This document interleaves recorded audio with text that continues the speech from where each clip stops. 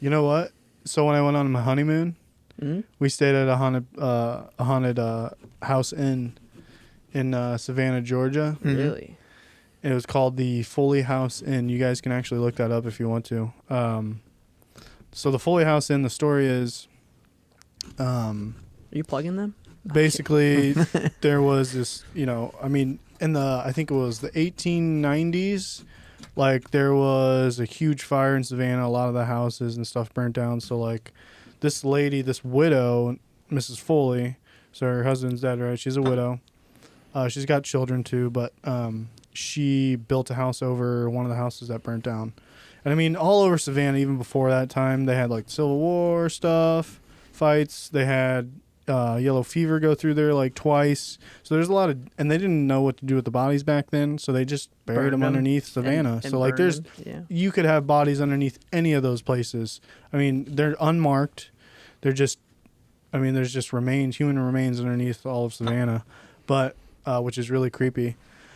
But... so the Foley House Inn, she built it, right? And then she would obviously rent out rooms to guests. And there was this guy, they don't actually know his real name, but he always wore like a top hat and like a coat and stuff. And Lucifer.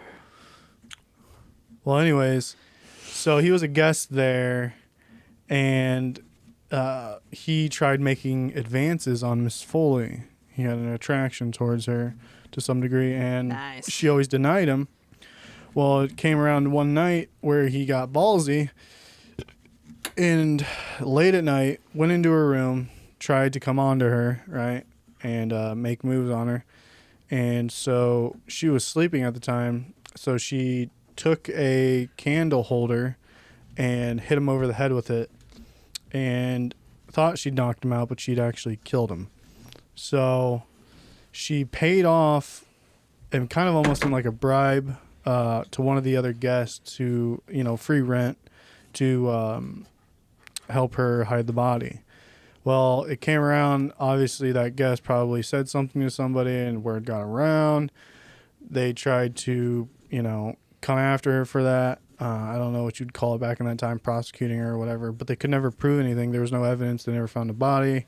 They don't know who the guy's name was. None of that. So, like, it wasn't until on her deathbed that she admitted to it, but they still couldn't find the body or prove anything. So it wasn't until like 1950s or 60s or so, somewhere in there, they did renovations on the Foley House Inn for tourist attraction and all that, and so it looked nicer, and people would stay there, whatever. And in one of the walls that they were tearing out to redo, they found him. The skeleton. A skeleton. So that's where she had put him. She put him in the fucking wall. So now his name is Wally. Ironically. So his name's Wally. Well, we stayed there, and when we called, there was 2 rooms left. And then we were like, we don't know. There's other places we might do. So we called back later, and they're like, yeah, we got 1 room left. We're like, fuck. Because all the other places were jam-packed. I mean, full. For weeks later. So, like, this is the only place that had, like, an available room that was, like, haunted. And we're like, okay, it's a cool story still. So like, you wanted to stay there? Yeah, we were trying to stay at a haunted place. Gotcha. So... Fuck that. The one room that was left, of course, was the room that was 5 feet from the fucking wall. Like, the front... Like, the door you walk into your room, right?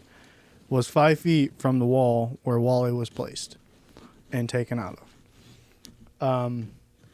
See ya. I'm gonna go get a hotel room.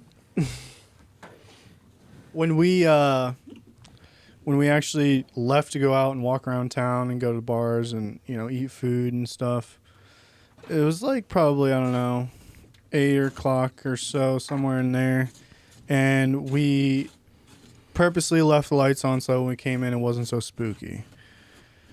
Well, when we came back, it was like, I don't know what time it was. It was pretty late. It was like 12, maybe 1, something like that. And the lights were all turned off, and the sink was running. So we're like, okay. I mean, I'm lit. I'm plastered drunk, right? Shiloh's a little bit lit, probably nowhere near as me. And so we turn all the lights on, turn off the sink, And dude, I am just like, she has videos of me literally just like talking about Wally, like calling him out, calling him a pansy. Oh, fucking it's like just totally provoking the It's like the shit. ghost hunter, dude. Totally just provoking the fuck out of this thing, dude. I opened up the cabinets, like these old, like, and they're like the original cabinets that were restored in there, the desk, all that. I'm like opening them, like, where you at, Wally? Where you at? Like, just messing with him, dude. Like, just completely like calling him a pussy, whatever, like. And Shiloh's fucking livid. I mean, she took videos of me. I wish I could show them, but maybe that'll be Patreon content. We'll see. Yeah, we Probably can show not. Patreon. Maybe That's up to you. But yeah, I sound like idiots in those videos, but like an idiot in those videos. But yeah. So after that, I probably pissed Shiloh off, my wife, because right after that, not long after, I just passed the fuck out. And because I was so drunk. Tell them about the video you tried to take. Wait, you tried to take a video? So right when we first got there, this is broad daylight too. This is like 3-4 o'clock during the day. So we check in, right? And they've got a guy at the front desk, which is like just a little like Amish style desk where he's got a computer set up and all that. It's like right, you can see him in the front through the front door window and stuff. So this older guy, we go in, he checks us in, we're asking him questions and stuff, and he's like, yeah, just so you know, I leave here by 7. Anybody that works here does not stay here past 7. So if you need something, there's a phone number you can call, which he, on the car or the keys that there's nobody he that gives stays us, because there they're all actual night? keys, like they're lock key, like you don't have a Yeah, electronic it's like an old key door. to open up your door, like it's an actual key, because they're so old style. But on that, we had the number to call just in case, like maybe, I don't know, something crazy happened. You get too I spooked. don't know. So,